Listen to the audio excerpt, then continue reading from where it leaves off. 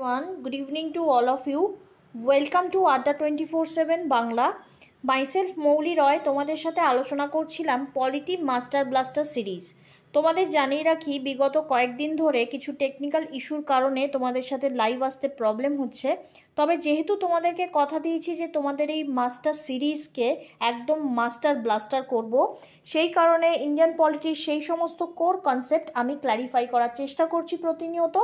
এবং তোমাদের যেটা রুটিন সেটা হচ্ছে ডাব্লিউবিসিএসের জন্য আমাদের যে দুটো চ্যানেল রয়েছে, আড্ডা 24/7 বাংলায় সোম থেকে বুধবার আমি বিকেল 4টের সময় লাইভ আসি, কিন্তু আজকে যেহেতু কিছু প্রবলেম হয়েছে তাই জন্য লাইভ আসতে পারলাম না।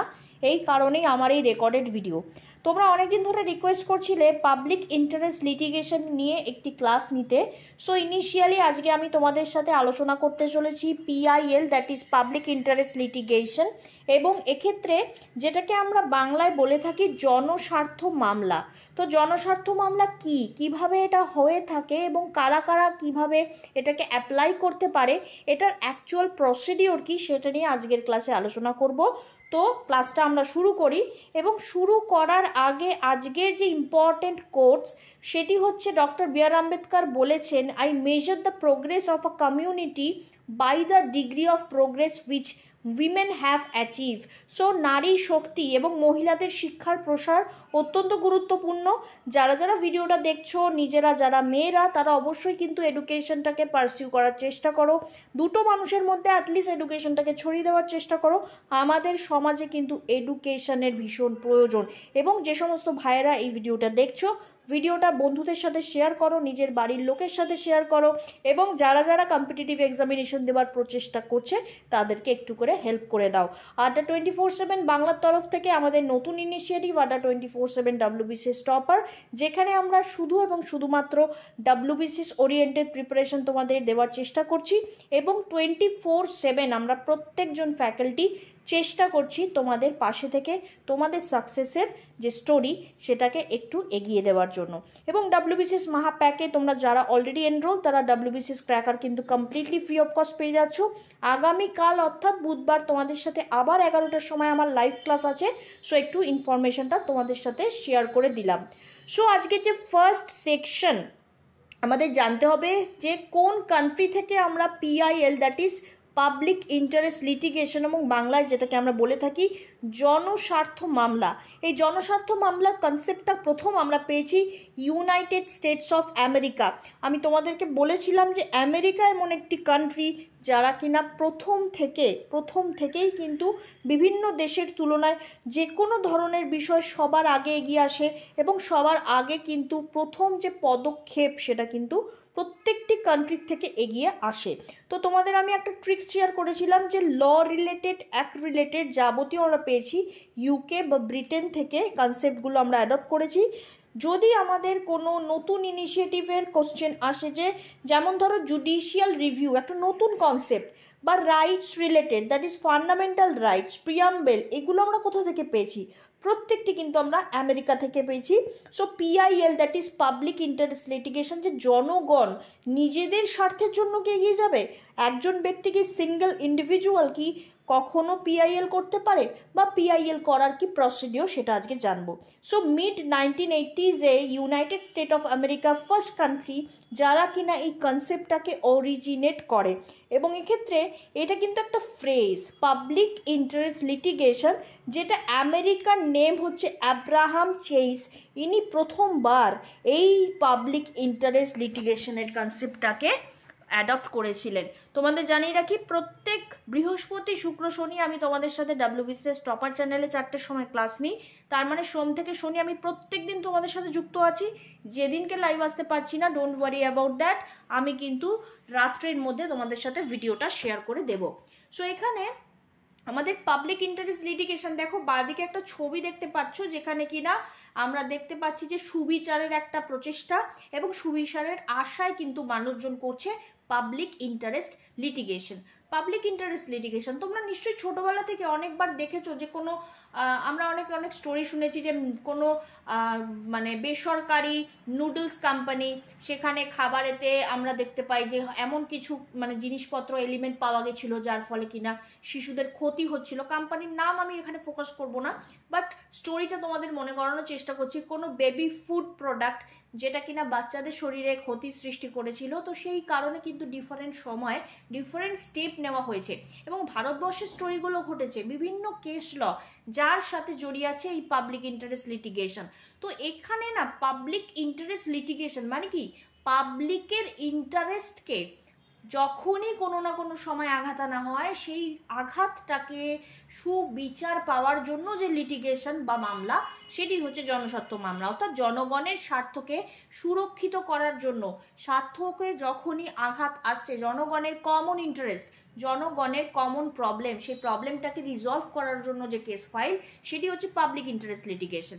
এবং এর মধ্যে আমরা বুঝতে পারছি হিউম্যান রাইটস এবং ইকুয়ালিটি, পাশাপাশি ব্রডার পাবলিক কনসার্ন কিন্তু রয়েছে।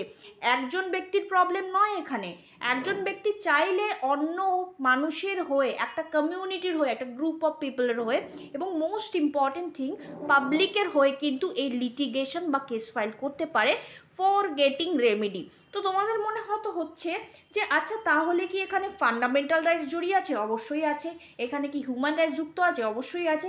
এখানে কি জনগণের কমন ইন্টারেস্ট, তার মানে কি আমরা আর্টিকেল 32কে কোনোভাবে রিলেট করতে পারি?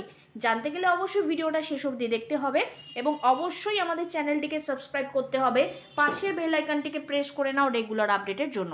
তো এখানে দেখো মাইনরিটি, অবশ্যই মাইনরিটি একটা সেক্টরের জন্য, গ্রুপ অফ ইন্ডিভিজুয়ালের জন্য, মোস্ট ইম্পর্টেন্ট থিং পাবলিক এবং প্রাইভেট ল, প্রত্যেকটা ক্ষেত্রে কিন্তু এই পাবলিক ইন্টারেস্ট কেসগুলো যুক্ত। পাবলিক যেখানেই জড়িয়ে আছে সেখানেই কিন্তু আছে public interest litigation. So public interest litigation যদি আমরা জুডিশিয়ারির অ্যাসপেক্টে, বা যদি লিগাল টার্মিনোলজিতে, বা যদি সংবিধানের আধারে, এটার মানে কি আমরা একটু দেখি, তাহলে জুডিশিয়াল অ্যাক্টিভিজম, অলরেডি আমি তোমাদের সাথে গতকালকে ক্লাস নিয়েছি জুডিশিয়াল অ্যাক্টিভিজম, গতকালকে আমি জুডিশিয়াল রিভিউয়ের ক্লাস নিয়েছি, তার আগের দিনকে আমি জুডিশিয়াল অ্যাক্টিভিজম পড়েছি যে জাজেসরা যখন, সুপ্রিম কোর্টের জাজেসরা যখন ফিল করেন যে এমন কোনো প্রবলেম ক্রিয়েট হয়েছে যেখানে কিনা লটা প্রপারলি তৈরি করতে পারছে না লেজিসলেচার, কোনো না কোনো কারণবশত, বাইরে প্রচণ্ড আওয়াজ হচ্ছে, আমরা আওয়াজটাকে একটুকে ইগনোর করে চেষ্টা করব পড়াতে ফোকাস করার। এবং এক্ষেত্রে জুডিশিয়াল অ্যাক্টিভিজমের সেকশনটা যখন আমরা দেখব, সেখানে আমরা দেখতে পাচ্ছি যে সুপ্রিম কোর্টের তরফ থেকে এই জুডিশিয়াল অ্যাক্টিভিজমে ইনিশিয়েটিভ নেওয়া হচ্ছে। অর্থাৎ কিনা জাজেসরা যখন দেখতে পাচ্ছেন যে এমন কোনো সিচুয়েশন ক্রিয়েট হয়েছে যেখানে কিনা লেজিসলেচার কিন্তু বিকল হয়ে পড়েছে, তখন জাজেসরা কী করবেন, ল মেকিং প্রসেসে এগিয়ে আসবেন। অর্থাৎ জুডিশিয়ারির কাজ কিন্তু বিচার করা, আর আমরা জানি লেজিসলেচার যারা কিনা ল তৈরি করে, তার মানে লেজিসলেচার অর্থাৎ পার্লামেন্ট বা স্টেট লেজিসলেচার অর্থাৎ বিধানসভার কাজটা কিন্তু করবে এখানে জুডিশিয়ারি। জুডিশিয়ারি বাধ্য হয়ে ইনিশিয়েটিভ নিচ্ছে, জুডিশিয়ারি দেখছে যখন কিনা জাস্টিস প্রপারলি আসার কোনো প্রশ্নই উঠছে না, মানে জাস্টিস যে পাওয়া যাবে এটা কেউ বুঝতেই পারছে না, এমন সিচুয়েশন ক্রিয়েট হয়েছে যে সরকার নিজের গদি সামলাবে নাকি কোনো নতুন অ্যাক্ট আনবে। যদি কোনো অ্যাক্ট আসে সেক্ষেত্রে তাকে যারা সাপোর্ট করবে তারাই হয়তো বলছে যে আমরা সাপোর্ট করব না। তো নিজের জায়গাটাকে লোকে প্রথমে বাঁচাবে, তারপরে না জনগণের জন্য কিছু বিহাফে কাজকর্ম হবে। খুবই ন্যাচারাল। আজকে আমরা যে এখানে পড়াশোনা করছি, আমি এখানে পড়াশোনা করাচ্ছি বা পড়াচ্ছি তোমাদেরকে একটা মাধ্যমের মাধ্যমে, তো সেখানেই যদি আঘাত আসে তাহলে আমি কী করে কমিউনিকেট করব? তোমরা ক্লাস করছো, ক্লাসেতে যদি কোনো প্রবলেম আসে তোমরা ক্লাস করতে পারবে না। তো মেইন যেটা আমাদের পিলার, সেটাকে আমাদের স্ট্রং রাখতে হবে, দ্যাটস ইট। তো এখানে হোপফুলি বুঝতে পারা গেল যে যখন দেখা যাচ্ছে যে জুডিশিয়ারি অ্যাক্টিভিটিটা খুব বেশি পরিমাণে মানে সক্রিয় করতে হয়। আমরা অ্যাক্টিভিটি মানে বুঝি, অ্যাক্টিভিটি মানে হচ্ছে একটা কাজকর্ম কন্টিনিউ যেটা চলছে, তো জুডিশিয়ারির অ্যাক্টিভিটিটা বেড়ে যাচ্ছে, that is judicial activism. But PIL কি, পিআইএলকেও কিন্তু একটা মেজর ফ্যাক্টর হিসাবে যুক্ত করা হয়েছে। তার মানে জুডিশিয়াল অ্যাক্টিভিজম অলরেডি বললাম, জুডিশিয়াল অ্যাক্টিভিজম ডিটেলটা ক্লাসটা দেখে নেবে, এবং এখানে PIL that is public interest litigation, এটা কিন্তু জুডিশিয়াল অ্যাক্টিভিজমের সাথে খুবই ক্লোজভাবে যুক্ত। এবং এক্ষেত্রে জুডিশিয়াল অ্যাক্টিভিজমের রেসপেক্টে আমরা দেখতে পাচ্ছি যে পিআইএল এর সাথে কেমন করে যুক্ত? পিআইএল হচ্ছে জুডিশিয়াল অ্যাক্টিভিজমের আউটকাম, অর্থাৎ একজন ব্যক্তি বা একজন ইন্ডিভিজুয়াল পার্সন যখন কিনা দেখতে পাচ্ছে যে এমন কোনো সিচুয়েশন অ্যারাইজ হয়েছে যেটা কিনা তার জন্য ক্ষতি অ্যাজ ওয়েল অ্যাজ পাবলিকের জন্য প্রবলেম, তাহলে সে কী করবে? এগিয়ে এসে কেস ফাইল করবে। তাহলে কি এই যে জুডিশিয়াল অ্যাক্টিভিজম, জাজেসরা কী করছে? এগিয়ে এসে ল বানাচ্ছে, তাহলে তার পরের স্টেপটাই পিআইএল, খুবই কানেক্টেড। তার মানে যদি আমরা বলতে পারি যে জুডিশিয়ারি কাজটা হচ্ছে বিচার করা, এবং জুডিশিয়ারি এক্সট্রা কাজ করছে, বিচারের পাশাপাশি কী করছে? ল বানাচ্ছে। আর একজন ব্যক্তি সুবিচার পাচ্ছে না বলে ডিরেক্টলি জুডিশিয়ারির কাছে যাচ্ছে, কেসটা ফাইল করছে। হোপফুলি বুঝতে পারলে দে আর ইন্টার কানেক্টেড। দ্যাটস ওয়াই আমি তোমাদেরকে বলেছি জুডিশিয়াল অ্যাক্টিভিজম, জুডিশিয়াল রিভিউর ক্লাসটা আগে করবে, দেন তোমরা পিআইএল এর কাজটা করবে, আদারওয়াইজ বুঝতে পারবে না। যারা কিনা 90% পলিটিতে পাওয়ার স্বপ্ন দেখছো তাদের জন্য এই ক্লাসগুলো ভীষণভাবে হেল্পফুল। যারা 60%-এ সো হ্যাপি তাদের জন্য কিন্তু এই ক্লাসগুলো ইম্পর্টেন্ট না। তো নিজের লাইফের ডিসিশন নিজে নাও, কী করতে চাইছো সেটা ভেবে সেই অনুযায়ী ক্লাসগুলোকে মন দিয়ে করো। তো এখানে পিআইএল এর কোন সেকশন বা কোন আর্টিকেল আমরা যদি বলি যে ফাইল করা যেতে পারে, সিম্পল আমরা জানি আর্টিকেল 32 আমাদের কি বলে? Heart and soul of the constitution, অর্থাৎ সুপ্রিম কোর্টের কাজই হচ্ছে ফান্ডামেন্টাল রাইটসকে প্রোটেক্ট করা। ফান্ডামেন্টাল রাইট যখন আমাদের ভায়োলেশন হয়, সুপ্রিম কোর্ট রেমেডি দিচ্ছে থ্রু 5টা রিটস, এবং 226-এ হাইকোর্টও কিন্তু রিট জুরিসডিকশনে প্রোটেকশন দিচ্ছে, as well as some other laws. এখানে কিন্তু 32 ইটসেলফ একটি ফান্ডামেন্টাল রাইট। বাট যদি কোশ্চেন করা হয় 226 কি ফান্ডামেন্টাল রাইটের ক্যাটাগরিতে পড়ে? কখনোই পড়ে না।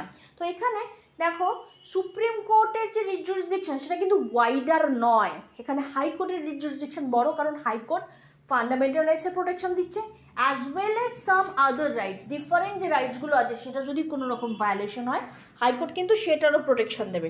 তো এখানে অবশ্যই 32 অ্যান্ড 226-এর আন্ডারে এই রিট জুরিসডিকশনের মাধ্যমে যে পিআইএলটা ফাইল করা যায়। তার মানে কি রিট জুরিসডিকশন, লেখ প্রতিলেখ বা পরমাদেশ, অর্থাৎ আমাদের যে মৌলিক অধিকার সেই মৌলিক অধিকার ভায়োলেশন হলে আমরা রেমেডি চাইবো, অ্যাজ ওয়েল অ্যাজ আমাদের যদি জনগণের মৌলিক অধিকার ভায়োলেশন হয় তাহলে আমরা পিল করব।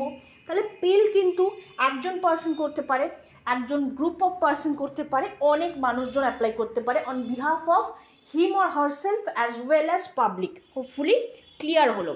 তো পিল কি রিট? এখানে যদি কোশ্চেন করে, ইন্টারভিউতে কোশ্চেন করতে পারে, do you know is PIL a writ? So answer should be PIL হচ্ছে extension of writ jurisdiction. Very very clear. এখানে পিল সিম্পলভাবে অনারেবল হাইকোর্ট অ্যান্ড সুপ্রিম কোর্টে ফাইল করা যায়, অ্যাজ ওয়েল অ্যাজ কিন্তু 32 অ্যান্ড 226 ছাড়াও আরেকটি আর্টিকেলের মাধ্যমে আমরা পিআইএল ফাইল করতে পারি। তার মানে কি 32-তে আমরা ফান্ডামেন্টাল ভায়োলেশন হলে আমি একা গিয়ে নিজের জন্য রেমেডি চাইতে পারি, যদি আমি একার জন্য বা পাশাপাশি জনগণের জন্য রেমেডি চাই তাহলে সেটা চলে আসবে পিলেতে বা পিআইএলে। 226-এর রেসপেক্টে আমার যদি কোনো পার্সোনাল ল ভায়োলেট হয় তাহলে আমি যেতে পারি হাইকোর্টে, এবং আমার একার জন্য যদি হয় তাহলে সিম্পল সেটাকে বলছে রিট, আর যদি জনগণের জন্য প্রবলেমটা আমি অ্যাপ্লাই করি তাহলে কিন্তু হতে পারে এটা পিআইএল। এবার দেখো তুমি হয়তো থাকছো কলকাতাতে, তুমি একটা ইস্যু দেখলে যে গঙ্গা দূষিত হচ্ছে, ঠিক আছে? এবার এই গঙ্গার জল যে দূষিত হচ্ছে, তুমি একজন সচেতন নাগরিক, একজন নিজেকে দায়িত্ববান নাগরিক মনে করছো, তো তুমি দেখছো যে সিম্পল এলাহাবাদের সেকশনের যে গঙ্গার ওই জায়গাটাতে বেশি বেশি পলিউশন। তুমি কলকাতায় থেকে কিন্তু যদি তুমি ফিল করো যে I should take the necessary steps to control the situation, but এখানে তোমাকে কিন্তু এটা কোনো ম্যাটার নেই যে কলকাতাতেই তোমাকে কেস করতে হবে, তুমি চাইলে ডাইরেক্টলি সুপ্রিম কোর্টে যাও, গিয়ে কিন্তু তুমি পিআইএল করতে পারো। তার মানে কতটা তুমি জনগণের জন্য ভাবছো, নিজের জন্য তো অবশ্যই ভাবছো। গঙ্গার জল যখন দূষিত হবে তোমারও যেমন প্রবলেম, আরও 5টা মানুষের প্রবলেম, বাট কলকাতার সেকশনে যতটা পলিউশন হচ্ছে না এলাহাবাদে তুমি জানতে পেরে একজন সচেতন নাগরিক হিসাবে সংবিধান যেহেতু তোমাকে এত কিছু দিয়েছে, তুমি কিন্তু দেশের জন্য একজন নাগরিকের দায়িত্ব পালন করছো। তার মানে পিআইএল করার জন্য সেখানেই যে থাকতে হবে তার কোনো মানে নেই, ঠিক আছে? তো যেখানে তুমি নাগরিক, ভারতের নাগরিক, যেখানে তুমি থাকো না কেন, অন্য কোনো রাজ্যের বিহাফে তুমি কিন্তু পিআইএল বা whole India or any part of ইন্ডিয়ার রেসপেক্টে পিআইএল ফাইল করতে পারো। ওকে, সো নেক্সট হচ্ছে who is the father of PIL. তো এটা আমরা প্রত্যেকে জানি, বাট যেটা জানি না সেটাই আজকে ক্লাসে বলবো। তো এখানে ফাদার অফ পিআইএল হচ্ছে PN ভাগবতী, যাকে বলছে father of public interest litigation, এবং তার এই পাবলিক ইন্টারেস্ট লিটিগেশনের রেসপেক্টে এটা তৈরির জন্য ইন্ডিয়াতে ইমপ্লিমেন্টেশনে প্রচুর কন্ট্রিবিউশন রয়েছে। সেটার রেসপেক্টে একটা অন্য কোনো দিন ক্লাস নেওয়া যাবে, কিভাবে এটা এলো আমাদের দেশে, কিভাবে এটা আজকে এতটা গুরুত্ব পেল, এবং ডিফারেন্ট কেস ল অলরেডি তোমাদের সাথে আমি বিশাখা গাইডলাইন পড়িয়ে দিয়েছি, এবং এছাড়া সাবরিমালা টেম্পল কেস আমি জাস্ট ভার্বালি বলেছি। এরকম ডিফারেন্ট পিআইএল আছে, অনেক অনেক এক্সাম্পল আছে। তো এখানে জাস্টিস ভাগবতী 12ই জুলাই 1985 থেকে ডিসেম্বরের 20, 1986 ছিলেন চিফ জাস্টিস। সেই টাইমেই তিনি পিআইএল নিয়ে আসেন। কোশ্চেন যেটা আসতে পারে, যারা কিনা মানে বেশি স্কোর করবে হয়তো তাদেরকে এই কোশ্চেনটা ফেস করতে হতে পারে, যে we all know who is father of PIL, do you know who is mother of PIL? So this is the question. Pushpa Kapila Hingorani, তিনি হচ্ছেন একজন ইন্ডিয়ান লয়ার, যিনি কিনা mother of public interest litigation নামে পরিচিত। ভীষণ ইম্পর্টেন্ট, পুষ্পা কাপিলা হিঙ্গোরানি, যিনি মাদার অফ পিআইএল বলা হয়। এবং এক্ষেত্রে তিনি কিন্তু ডিফারেন্ট সেকশনে প্রচুর ফেমাস, এবং এখানে কিন্তু রিপ্রেজেন্ট করেছিলেন বিহারের প্রিজনারদের রেসপেক্টে। বিহারের কিছু প্রিজনারের রেসপেক্টে সেই স্টোরিটা কোনো একদিন বলা যাবে কেস ল পড়াতে গিয়ে। সেটার জন্য তিনি কি করেছিলেন, যার জন্য তাকে বলা হচ্ছে mother of public interest litigation. Very important section. তো এক্সপ্রেশন পিআইএল মানেই হচ্ছে লিগাল রিপ্রেজেন্টেশন, যেটা কিনা unrepresented group like poor, racial minorities, unorganise consumer, citizen, যারা কিনা simple different section, environmental issue, ঠিক আছে, আমাদের এখানে পলিউশন, টেররিজম, পাবলিকের ইন্টারেস্ট, হ্যাজার্ডাস অ্যাক্টিভিটিস, তো যেই প্রবলেমগুলো পাবলিকের সমস্যার কারণ, সেটার জন্য অ্যাপ্লাই করছে, তাকেই বলছে PIL. It is not defined to in any statute or any act. এটাকে কোনো অ্যাক্ট বলা হয় না, এটা লার্জেস্ট পাবলিক ইন্টারেস্টের জন্য হয়। অবশ্যই কিন্তু এটা পাবলিকের দ্বারা কোর্টের কাছে জুডিশিয়াল অ্যাক্টিভিজম। তার মানে তোমাদের মনে হতে পারে, আচ্ছা এতক্ষণ ধরে তো ম্যাম বললেন যে জুডিশিয়াল অ্যাক্টিভিজম শুধুমাত্র জাজেসরা করে, তো আমাদের না টার্মিনোলজির উপর জোর দিতে হবে। একটা জিনিস যখনই বলছি সেটার রেসপেক্টে সেটাকেই মুখস্থবিদ্যা করে পরীক্ষা দিতে চলে যাবে না, অবশ্যই সেটা দেখবে সেটার মানেটা কী বেরোচ্ছে। এটাই হচ্ছে আমাদের কনস্টিটিউশন বা যে কোনো টাইপের ল বা আমাদের লিগাল টার্মিনোলজি শেখার একটা মজা, যে যেটা লেখা থাকে না স্ট্রেট, সেটার মিনিং বার করতে নেই, সেটার সাথেও রিলেটেড থাকে অনেক কিছু। জুডিশিয়াল অ্যাক্টিভিজম মানে জুডিশিয়ারি রিগার্ডিং কিছু অ্যাক্টিভিটি।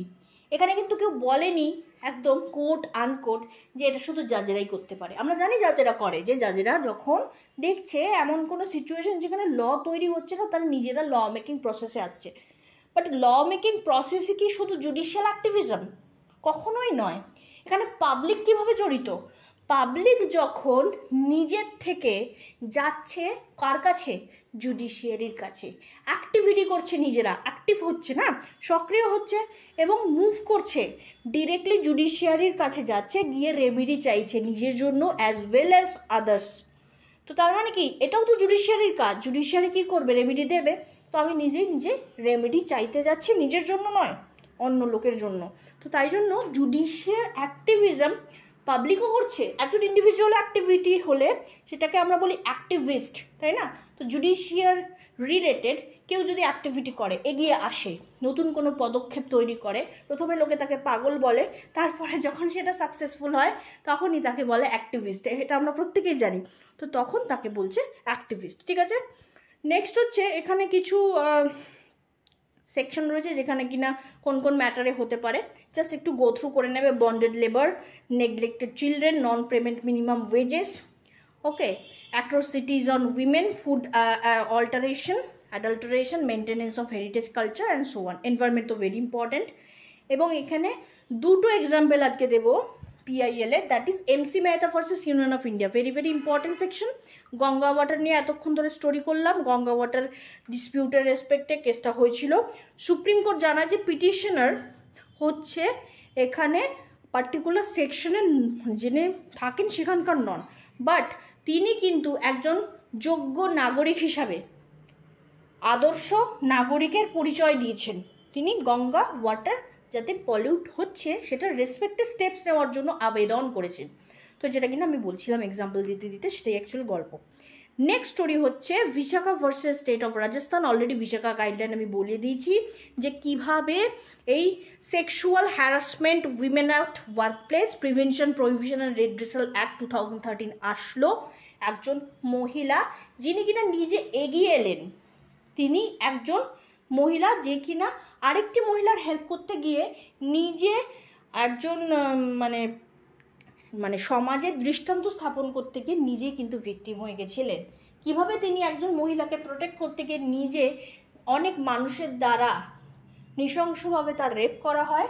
আফটার দ্যাট এই যে কর্মক্ষেত্রে কোনটাকে আমরা রেপ বলবো, কোনটাকে আমরা সেক্সুয়াল হ্যারাসমেন্ট বলবো, এবং কোন ক্যাটাগরিতে গেলে একজন মহিলা কর্মক্ষেত্রে সুরক্ষা পাবেন, টোটালি কিন্তু ল্যান্ডমার্ক জাজমেন্ট আসে। এবং তিনি বলেছিলেন যে আমি বিচার চাই, বিচারই একমাত্র পারে আমার পেট ভরাতে। ভীষণ ভীষণ গুরুত্বপূর্ণ একটা guideline, Banwari Devi case. Please স্টোরিটা দেখে নিও, যেটা কিনা অলরেডি আমি আলোচনা করেছি বিশাখা গাইডলাইন। তো আজকের মতো এখানেই ক্লাসটা এন্ড করছি। তার আগে ছোট্ট 2-3টে ইনফরমেশান, দ্যাট ইজ পিআইএল এবং কার এগেনস্টে করা যায়। তো 32তে আমরা অলরেডি জানি বাই সুপ্রিম কোর্ট, 226 হচ্ছে higher court, and most important thing 133, 144 নয় কিন্তু, হ্যাঁ 144 হচ্ছে এখানে আনলফুল অ্যাসেম্বলি। সো সিআরপিসির রেসপেক্টেও কিন্তু করা যেতে পারে, ম্যাজিস্ট্রেটের কাছে অ্যাপ্লাই। এখানে এছাড়াও আমরা দেখতে পাচ্ছি যে এখানে কোর্ট যখন ফিল করে যে পিআইএলের রেসপেক্টে, পাবলিকের রেসপেক্টে, ইন্ডিভিজুয়ালের রেসপেক্টে প্রবলেম হয়েছে, সেখানে স্টেপ নেবে। পাবলিক ইন্টারেস্ট লিটিগেশনের রেসপেক্টে central, state government, municipal authority, private পার্টির রেসপেক্টেও কিন্তু ফাইল করা যেতে পারে। এবং ডিফিনেশন অফ স্টেট, যেটা কিনা আমি বারংবার বলি, যেটা তোমরা পরীক্ষার আগের দিন হয়তো মুখস্থ করতে বসো, এখন থেকে প্লিজ একটু পড়ে নিও যে আমাদের এখানে আর্টিকেল 1, আর্টিকেল 12 অ্যান্ড আর্টিকেল 36 পড়তে হবে। যারা যারা এখনও ফাঁকি মারছো তাদেরকে বলবো যে 90% যদি স্কোর করতে চাও তাহলে অবশ্যই পড়ো, আদারওয়াইজ পড়ার কোনো দরকার নেই, সময় নষ্ট করে লাভ নেই, ঠিক আছে? সো ডেফিনেশন অফ স্টেটের মধ্যে কী কী আসছে দেখো। এখানে গভর্নমেন্ট, পার্লামেন্ট, এখানে government of India, state legislature, state and local authority within the territory of India under the control of the government of India and so on. তো ডিটেলটা প্লিজ একটু পড়ে নিও কালকের মধ্যে, এবং চেষ্টা করো নতুন ক্লাসে যুক্ত থাকার। প্রত্যেক দিন 4টের সময় তোমাদের সাথে যুক্ত থাকছি। কালকে 11টায় ক্লাস আছে এবং 4টের সময় ক্লাস আছে। সো আজকের মতো ক্লাসটা এখানে এন্ড করছি। কোনো কোয়ারি থাকলে অবশ্যই জানাতে ভুলো না। এবং তোমরা যদি আমার সাথে যুক্ত হতে চাও, মৌলি রয় পলিটি সেশনে যুক্ত থাকো নিয়মিত। তোমাদেরকে চেষ্টা করব আগামী দিনেও পলিটি রিলেটেড ইনফরমেশনগুলো শেয়ার করার। ভিডিওটি ভালো লাগলে একটি লাইক করো, কমেন্ট করো এবং শেয়ার করো। তোমাদের ফিডব্যাক আমাদের কাছে ভীষণ ভীষণ গুরুত্বপূর্ণ। সো অবশ্যই ডেসক্রিপশানে গিয়ে তোমাদের কোয়ারি এবং ফিডব্যাকটা জানাতে ভুলো না। তো আজকের মতো এখানেই ভিডিওটা এন্ড করছি। শুভরাত্রি।